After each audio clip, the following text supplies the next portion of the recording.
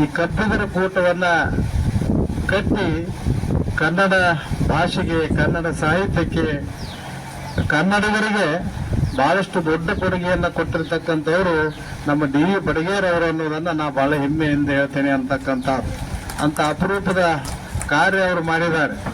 ಕಂದಾಯ ಇಲಾಖೆಯಲ್ಲಿ ಇದ್ದವರು ಬಹುಶಃ ಸಾಹಿತ್ಯದ ಗಂಧಗಾಳಿ ಅವ್ರಿಗೆ ತಲೆ ಹಿಡಿದಿರ್ತೈತೆ. ಅದು ಬೇಕು, ಇದು ಬೇಕು, ಅದು ಬೇಕು. ಇವತ್ತು ನಮ್ಮ ವ್ಯವಸ್ಥೆ ಹೇಗಾಗಿದೆ ಅಂದ್ರೆ ನಾವೆಲ್ಲ ಹಕ್ಕಿಗಾಗಿನೇ ಬಹಳಷ್ಟು ಹೊಡೆದಾಡಕತ್ತೀವಿ, ಕರ್ತವ್ಯಕ್ಕಾಗಿ ಯಾರು ಹೊಡೆದಾಡ್ತಾ ಇಲ್ಲ. ಹಾಗಾಗಿ ಆ ಇಲಾಖೆಯೊಳಗ ಅದು ಬರ್ತ ಇದು ಬರ್ತ ಅಂತ ಹೇಳಿ ಹಿಂಗಾಗಿ ಅಲ್ಲಿದ್ದವ್ರು ತಲೆ ತಿಂದ ಕೂಡಲೇ ಯಾವ ಚುಟುಕುನು ಬರೋದಿಲ್ಲ, ಕವನನು ಬರೋದಿಲ್ಲ, ಸಾಹಿತ್ಯನೂ ಬರೋದಿಲ್ಲ, ಓದಾಕನು ತಲೆ ಬರೋದಿಲ್ಲ. ಅದ್ರ ಜೊತೆಗೆ ಅದಕ್ಕಾಗಿ ನಮ್ಮ ಮಾನ್ಯ ಹಿರಿಯರಾಗಿರ್ತಕ್ಕಂಥ SS ಪಾಟೀಲ್ರು ಹೇಳಿದ ಹಾಗೆ ಈ ತಲೆ ಏನಾಗೈತಿ ಅಂತ ಹೇಳಿ, ದಣಿವಾಗೈತೆ ಅಂತ ಹೇಳಿ, ನಿಮ್ಮ ಭಾಷೆಯೊಳಗ ಅಂದ್ರೆ ಟೆನ್ಷನ್ ಆಗೈತೆ ಅಂತ ಹೇಳಿ ಅದಕ್ಕಾಗಿನೇ ಬೇರೆ ಬೇರೆ ವಿಚಾರಕ್ಕೆಲ್ಲ ವ್ಯಸನಶೀಲರಾಗಿ, ವ್ಯಸನಿಗಳಾಗಿ ಬಹಳಷ್ಟು ಸಾಹಿತ್ಯ, ಸಂಸ್ಕೃತಿ, ನಂದು ನಿಂದು ಅನ್ನೋದೆಲ್ಲ ಮರೆತು ಬಿಡ್ತಕ್ಕಂಥ ಕಾಲದಲ್ಲಿ ನಾವೆಲ್ಲ ಇದ್ದೀವಿ. ಆದರೆ ಡಿ ವಿ ಬಡಿಗೇರ್ ಅಂತವರು ಇನ್ನೂ ಅನೇಕ ಕೆಲವರು ಏನದಾರ ಅವರೆಲ್ಲ ಇವತ್ತು ಅಪ್ಪಟ ಚಿಹ್ನವಾಗಿ ನಮ್ಮ ಮಧ್ಯದಲ್ಲಿ ಅದಾರ ಅಂತ ಹೇಳಿ ಇವತ್ತು ಸಾಹಿತ್ಯ, ಸಂಸ್ಕೃತಿ ಉಳಿದಿದೆ ಅನ್ನೋದಕ್ಕನೇ ಅಂತಹದ್ದು. ಹಾಗಾಗಿ ಅಂತವರು ಎಲ್ಲ ಕಾರ್ಯಗಳನ್ನು ಮಾಡಿ ಒಂದು ಇಲಾಖೆಯಲ್ಲಿ ಎಲ್ಲ ಹುದ್ದೆಯ ಜೊತೆಗಿದ್ದು ಅವರು ಉಪ ತಹಸೀಲ್ದಾರರಾಗಿ ಕೆಲಸ ಮಾಡಿರ್ತಕ್ಕಂಥವ್ರು.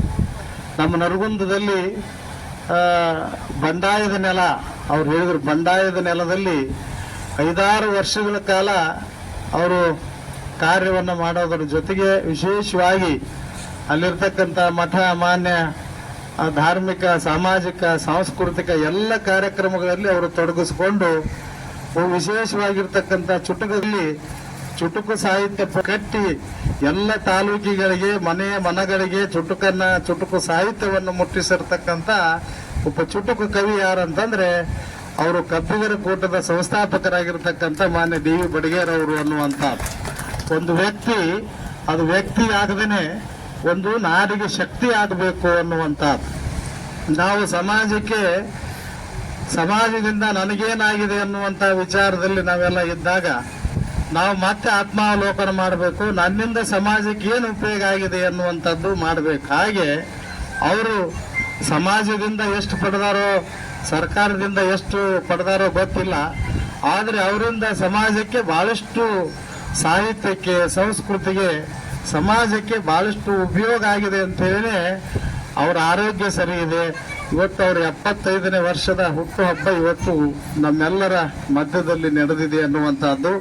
ಹಾಗಾಗಿ ಅಂಥವರ ಒಂದು ಶ್ರೇಯಾಭಿವೃದ್ಧಿ ಅದೆಲ್ಲ ನಮಗೆ ತಿಳಿದಿರ್ತಕ್ಕಂಥದ್ದು. ಅಂತ ಅಪರೂಪದ ಒಬ್ಬ ಬಡಿಗೇರವರು ಬಹುಶಃ ನಾನು ಇನ್ನೂ ಭಾಳ ಸಣ್ಣವಿದ್ದೆ ಆವಾಗ ಅವರು ಪ್ರತಿ ತಿಂಗಳು ಶಿವಾನುಭವಕ್ಕೆ ಬರ್ತಿದ್ರು. ಅವ್ರ ಜೊತೆಗೆ ಅನೇಕ ನಮ್ಮ SB ಕುಷ್ಟಗಿ ಅಂತಿದ್ರು ಅವರ ಗೆಳೆಯರು, ಆನಂತರ ನಮ್ಮ HB ಅಸೂಟಿ ಅಂತಿದ್ರು. ಅವರೆಲ್ಲ ಒಂದು ಗುಂಪಿತ್ತು. ಎಲ್ಲಿ ಕಾರ್ಯಕ್ರಮ ಇರ್ತಾವ, ಧಾರ್ಮಿಕ, ಸಾಮಾಜಿಕ, ಸಾಂಸ್ಕೃತಿಕ ಕಾರ್ಯಕ್ರಮ ಇರ್ತಾವ, ರಾಜಕಾರಣವನ್ನು ಹೊರತುಪಡಿಸಿ ಎಲ್ಲ ಕಾರ್ಯಕ್ರಮದಲ್ಲಿ ಪಾಲ್ಗೊಳ್ಳತಕ್ಕಂಥವ್ರು ನಮ್ಮ ಡಿ ವಿ ಬಡಿಗೇರ್ ಅವರು ಇದ್ರು ಅನ್ನುವಂಥದ್ದು. ಇವರಿದ್ದಾಗ ನಮಗೇನು ಚಿಂತಿರಲಿಲ್ಲ. ಅವ್ರು ಬಂದು ಯಾವತ್ತಿಗೆ ಏನು ಮಾತಾಡ್ಬೇಕು ಮಾತಾಡಿ ಅಲ್ಲಿದ್ದವ್ರನ್ನೆಲ್ಲ, ಗ್ರಾಮಸ್ಥರನ್ನೆಲ್ಲ ಖುಷಿ ಮಾಡ್ತಿದ್ರು, ನಗಿಸ್ತಿದ್ರು ಅವರು ಚುಟುಕುಗಳನ್ನು ಹೇಳಿ. ಹಾಗಾಗಿ ಉಪ ತಹಸೀಲ್ದಾರ್ ಅದಾರಲ್ಲ, ಆ ಸಾಹೇಬರನ್ನು ಕರೆಸ್ರಿ ಅಂತ ಹೇಳಿ ಬಹಳಷ್ಟು ಮಂದಿ ದುಂಡಾಲು ಬೀಳುತ್ತಿದ್ರು ಅನ್ನುವಂಥ. ಅದಕ್ಕಾಗಿ ಅಂತ ಒಂದು ಡಿ ವಿ ಬಡಿಗೇರ್ ಅವರು ಇವತ್ತು ನಾವು ವ್ಯಕ್ತಿಗಳಾದವರು ನಾವೆಲ್ಲ ಸ್ವಾರ್ಥ ಸಹಿತ ಬದುಕನ್ನು ಬದುಕ್ತಾ ಇದ್ದೀವಿ ಅನ್ನುವಂಥದ್ದು, ನಿಸ್ವಾರ್ಥ ಬದುಕನ್ನು ಬದುಕ್ತಾ ಇಲ್ಲ ಅನ್ನುವಂಥದ್ದು. ಅದಕ್ಕಾಗಿ ಯಾರು ನಿಸ್ವಾರ್ಥದಿಂದ ಬದುಕ್ತಾರೆ, ಸಮಾಜಕ್ಕಾಗಿ, ಸಾಹಿತ್ಯಕ್ಕಾಗಿ, ಸಂಸ್ಕೃತಿಗಾಗಿ, ಶೈಕ್ಷಣಿಕವಾಗಿ ಯಾರು ಬದುಕ್ತಾರೆ ಅವರು ದೊಡ್ಡವರಾಗ್ತಾರೆ ಅನ್ನೋದಕ್ಕನ್ನ ಅವರು ಸಾಕ್ಷಿ ಅನ್ನುವಂಥದ್ದು. ಅಂತಹ ಒಂದು ಅಪರೂಪದ ವ್ಯಕ್ತಿಗಳಲ್ಲಿ ನಮ್ಮ ಡಿ ವಿ ಬಡಿಗೇರ್ ಅವರು ಅನ್ನುವಂಥ ಮಾತನ್ನು ಈ ಸಂದರ್ಭದಲ್ಲಿ ಹೇಳಿ, ಅಂತಹ ಒಂದು ಅಪರೂಪದ ವ್ಯಕ್ತಿತ್ವವನ್ನು ಹೊಂದಿರತಕ್ಕಂಥ ಡಿ ವಿ ಬಡಿಗೇರ್ ಅವರು, ನನಗೆ ಅವರಿಗೆ ಬಾಲ್ಯದಿಂದಲೂ ಬಹಳಷ್ಟು ಪರಿಚಿತರವರು. ಅವಾಗ ಹೆಂಗಿದ್ರು ಈಗೂ ಹಂಗ ಅದಾರ ಅವರು, ಮುಂದೂ ಹಿಂಗೆ ಇರ್ತಾರ ಅಂತ ನಾನು ಭಾಳ ಹೆಮ್ಮೆಯಿಂದ ಹೇಳ್ತೀನಿ. ಅದಕ್ಕಾಗಿ ಅವರು ಪ್ರತಿ ಅನೇಕ ಚುಟುಕುಗಳನ್ನು ಬರೀತಾರೆ, ಕವನಗಳನ್ನು ಬರೀತಾರೆ, ಕಥೆಗಳನ್ನು ಬರೀತಾರೆ. ಅವರು ಹೇಗೆ ಅಂತಂದ್ರೆ ಭಾಳ ನೇರವಾಗಿ ಭಾಳ ಮನಸ್ಸಾಗಿರ್ತಾವ. ಅಂಬಿಗರ ಚೌಡಗಿನ ವಚನ ಹೆಂಗಿರ್ತಾವ ಹಂಗಿರ್ತಾವ ಅವ್ರ ಮಾತುಗಳು. ಇನ್ನು ನಮ್ಮ ಪೂಜ್ಯ ಜಗದ್ಗುರುಗಳ ಆಶೀರ್ವಚನ ಹೆಂಗಿರ್ತಿತ್ತು ಹಂಗಿರ್ತಾವ ಅವ್ರ ಮಾತುಗಳು. ಹಾಗೆ ಪುಟ್ಟಪ್ಪನವರು ಹೇಗೆ ಇದ್ದದ್ದನ್ನು ಇದ್ದಂಗೆ ಹೇಳ್ತಿದ್ರು, ಹಂಗೆ ಇದ್ದದ್ದನ್ನು ಇದ್ದಂಗ ಯಾವುದೇ ವಿಷಯ ಇರಲಿ, ಅದು ಸಾಹಿತ್ಯಿಕವಾಗಿರಲಿ, ಸಾಂಸ್ಕೃತಿಕವಾಗಿರಲಿ, ಇನ್ನೊಂದು ಯಾವುದಿದ್ರು ಭಾಳ ನೇರವಾಗಿ ಹೇಳ್ತಾರ. ಅವ್ರ ಆರೋಗ್ಯ ಯಾಕೆ ಚಲೋ ಇತ್ತಂದ್ರೆ ಒಳಗೆ ಏನು ಇಟ್ಕೊಳ್ಳೋದಲ್ಲ ಅವರು. ನಾವು ಒಳಗೆ ಇಟ್ಕೊಂಡ್ರೆ BP ಶುಗರ್ ಏರ್ತೈತಿ, ಒಳಗೇನು ಇಟ್ಟು ಎಲ್ಲ ಹೊರಗೆ ಹಾಕ್ತಾರಲ್ಲ. ಹಿಂಗಾಗಿ ಅವ್ರ ಮನಸ್ಸು ಭಾಳ ಸ್ವಚ್ಛದ, ಅವ್ರ ಹೃದಯ ಭಾಳ ಸ್ವಚ್ಛದ. ಅದಕ್ಕಾಗಿ ನಮ್ಮ ವ್ಯಕ್ತಿತ್ವ ಅದು ಎಲ್ಲರಿಗೆ ಮಾದರಿ ಆಗೋದ್ರ ಜೊತೆಗೆ ಅನೇಕ ಪುಸ್ತಕಗಳನ್ನು ಓದೋದು, ಕಬ್ಬಿಗರ ಕೂಟದಂಥದ್ದನ್ನು ಕಟ್ಟಿ ಅದನ್ನೆಲ್ಲ ಬೆಳೆಸಿ ಇವತ್ತು ಚುಟುಕು ಸಾಹಿತ್ಯ ಪರಿಷತ್ತನ್ನ ಬೆಳೆಸೋದ್ರ ಜೊತೆಗೆ, ಹಾಗಾಗಿ ಅಂತ ಒಂದು ಇವತ್ತು ವ್ಯಕ್ತಿ ಅದಾವ ಒಂದು ಶಕ್ತಿ ಆಗಬೇಕು, ಸೃಜನಶೀಲ ವ್ಯಕ್ತಿ ಅದಾವ ಒಬ್ಬ ಶಕ್ತಿ ಆಗಬೇಕು. ಅದ್ರ ಜೊತೆಗೆ ನಾವೇನ್ ಮಾಡ್ಬೇಕಂತಂದ್ರೆ, ಶರಣರು ಒಂದು ಕಡೆ ಹೇಳ್ತಾರೆ, ಆತ್ಮ ಕಲ್ಯಾಣ ಮಾಡಿಕೊಳ್ಳೋದ್ರ ಜೊತೆಗೆ ಸಮಾಜ ಕಲ್ಯಾಣವನ್ನ ನಾವು ಮಾಡಬೇಕು ಅಂತ. ನಾವೆಲ್ಲ ಬದುಕೋದ್ರ ಜೊತೆಗೆ ಮತ್ತೊಬ್ಬರನ್ನ ಬದುಕಿಸ್ಬೇಕು ಅಂತ ಹೇಳ್ತಾರೆ. ಹಾಗೆ ನಾವೆಲ್ಲ ನಮ್ಮ ಜೀವನ ಮತ್ತೊಂದು ಇನ್ನೊಂದು ಎಲ್ಲವನ್ನ ಮಾಡೋದ್ರ ಜೊತೆಗೆ ಸಾಮಾಜಿಕವಾಗಿ ಕಲ್ಯಾಣವನ್ನ ಮಾಡಬೇಕು. ನಾವು ಪರಹಿತ ಮಾಡಿ ಸುರಗತಿ ಪಡಿ ಅಂತ ಹೇಳ್ತಾರ. ಹಂಗ ಪರೋಪಕಾರದ ಕೆಲಸವನ್ನು ಮಾಡಬೇಕು. ಅದು ಸಾಮಾಜಿಕವಾಗಿರಲಿ, ಸಾಹಿತ್ಯಿಕವಾಗಿರಲಿ, ಸಾಂಸ್ಕೃತಿಕವಾಗಿರಲಿ, ಆ ಎಲ್ಲ ಕಾರ್ಯಗಳನ್ನ ಮಾಡಿದಾಗ ಮಾತ್ರ ಅಂತ ಒಂದು ಅಪರೂಪದ ಒಂದು ವ್ಯಕ್ತಿತ್ವ ಹೊಂದಿರತಕ್ಕಂಥ ನಮ್ಮ ಮಾನ್ಯ DV ಬಡಿಗೇರವರು ಸುಂದರ ವ್ಯಕ್ತಿತ್ವವನ್ನು ಹೊಂದಿಕೊಂಡಿರ್ತಕ್ಕಂಥವ್ರು. ಅಂತ ಒಂದು ಅಪರೂಪದ ವ್ಯಕ್ತಿತ್ವವನ್ನು ಹೊಂದಿರತಕ್ಕಂಥ ನಮ್ಮ DV ಬಡಿಗೇರವರ ಇನ್ನೂ ಅವರ ಸಾರ್ಥಕ ಬದುಕು, ಅವರ ಸಾಹಿತ್ಯ, ಸಂಸ್ಕೃತಿ, ಅವರು ಬರೀತಕ್ಕಂಥ ಚುಟುಕು, ಅವರು ಕಟ್ಟಿರ್ತಕ್ಕಂಥ ಕಬ್ಬಿಗರ ಕೂಟ, ಇದೆಲ್ಲ ಇನ್ನೂ ಇಮ್ಮಡಿ 100 ಮಡಿ ಆಗಲಿ, ಅವರು ಶತಾಯುಷಿಗಳಾಗಲಿ ಅಂತ ನಾನು ಹೇಳೋದಿಲ್ಲ. ಅವರು ನಮ್ಮ ಮಾನ್ಯ ಅವ್ರಿಗೆ 100 ವರ್ಷ ಆದಾಗ ನಮ್ಮ SS ಪಾಟೀಲ್ರು ಇರ್ತೀವಿ ಅಂದಾರ, ನಮ್ಮ ಸರ್ ವೇಲೂರ್ ಸರ್ ಇರ್ತೀವಿ ಅಂದಾರ. ಹಾಗಾಗಿ ನಾವು 100 ಅಂತ ಹೇಳಿ ಗೆರೆ ಹೊಡೆಯೋದು ಬೇಡ. ಅವರು ಎಷ್ಟು ದಿವಸ ಇದ್ದು ಸಾಹಿತ್ಯಿಕ ಸಾಂಸ್ಕೃತಿಕ ಸೇವೆಯನ್ನ ಮಾಡಲಿ. ಏನಾಗ್ಬಿಟ್ಟೈತಿ ಈಗ, ಗಂಡ್ರಿಗೆ ಮಾಡಬೇಕು, ಗಂಡ್ರ ಮಾತ್ರ ಹೆಂಡ್ರಿಗೆ ಮಾಡಬೇಕು.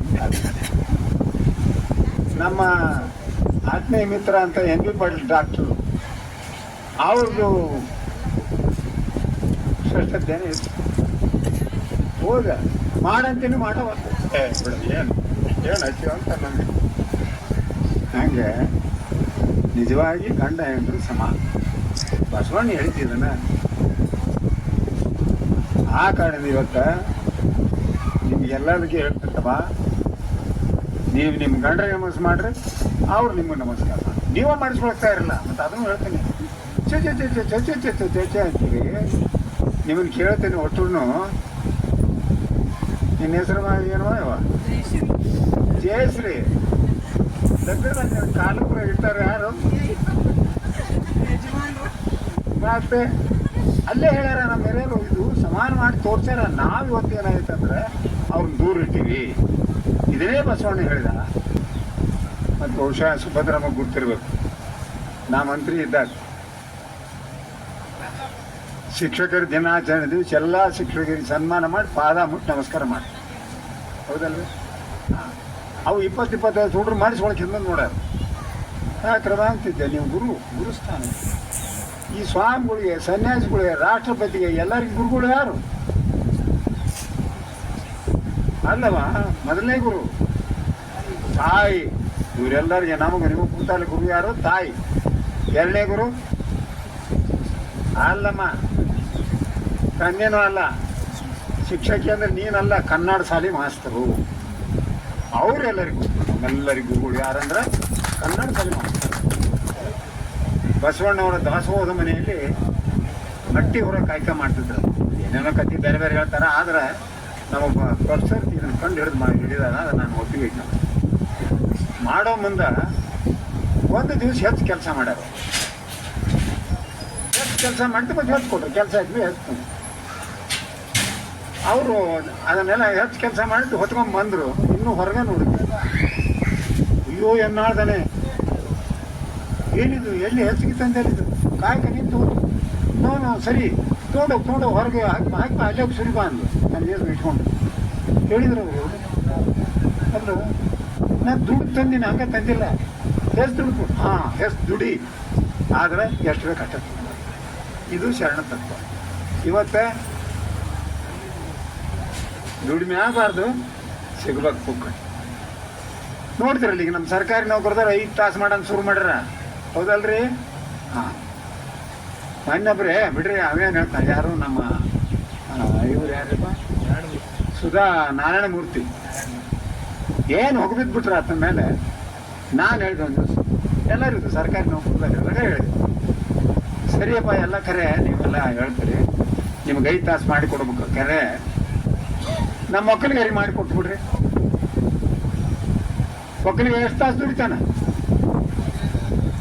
ಹಾಂ, ಮಲ್ಲಿಗೆ ಅಷ್ಟೇ, ಮಲ್ಲಿಗೆ ಎತ್ತರ ಶುರು ಆಯ್ತು. ಏಪಿಗ ಮೇಮ್ ಹಾಕು, ಇದನ್ನ ಹಾಕು, ಅದನ್ನ ಹಾಕಿ ಎಲ್ಲ ಶುರು. ಒಕ್ಕಲಿಗೆ ದುಡಿದು ಇಟ್ಟು ಎಲ್ಲ ತಂದು ನಿಮ್ಗೆ ಕೊಟ್ಟಾನ, ತಂದು ಗ್ಯಾರಂಟಿ ಮಾಡಿ ದುಡಿದಂಗೆ ಕೊಟ್ಟು ಎಲ್ಲರಿಗೆ ಕೊಟ್ಟು ದೇಶ ಹಾಳು ಮಾಡಕ್ಕೆ ನಿಂತೀರಿ ಎರಡೂ ಪಕ್ಷ. ಆ ಕಾರಣದಿಂದ ಇವತ್ತ ನೀವೆಲ್ಲ ತಾಯಂದ್ರು ಆಯ್ದಕ್ಕೆ ಲೆಕ್ಕ ಮಾಡ್ಬೇಕು ಅನ್ನೋ ಮಾತನ್ನು ಹೇಳಿ, ವಾಲ್ಮೀಕಿ ನೀ ಬರೆದ ರಾಮಾಯಣ ಇವ್ರಿಗೆ ಬೇಕು, ಇವ್ರು ಚುಟುಕಿದು. ವಾಲ್ಮೀಕಿ ನೀವು ಬರೆದ ರಾಮಾಯಣ ಇವ್ರಿಗೆ ಬೇಕು, ಆದ್ರೆ ನೀ ಬೇಡ. ಯಾಕಂದ್ರೆ ಅದು ಬೇಡ. ನೋಡ್ರಿ ಹೆಂಗೈತು, ಹೆಂಗೆ ಹೇಳ್ತಾರೆ.